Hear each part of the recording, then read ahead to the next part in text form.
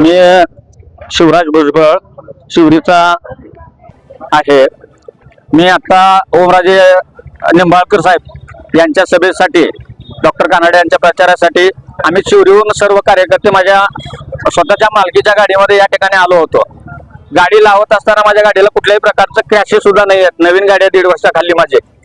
आणि आता सभा झाल्यानंतर येऊन बघतोय तर जाणीवपूर्वक माझ्या काचाला या ठिकाणी फोडून कोणी अज्ञात व्यक्तीनं बोललेलं आहे आणि जाणीवपूर्वक नुकसान करण्याचा प्रयत्न केला. जवळपास 10,000 रुपयाचं माझं नाहक या ठिकाणी नुकसान करण्याचा प्रयत्न केलेला आहे.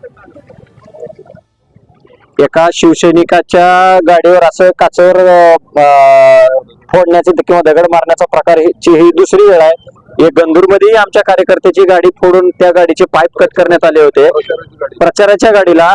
आता ही दुसरी आहे. आता ही सीसीटीव्ही आम्ही चेक करणार आहे आणि जर ह्या सीसीटीव्ही मध्ये जो दोषी दिसेल त्याच्यावर योग्य प्रकारे कारवाई लवकरात लवकर करण्यात यावी. नाही केल्यास आमच्याही गावात येणाऱ्या गाडी आम्ही जाणीवपूर्वक समोर उभारून फोडण्यात येईल.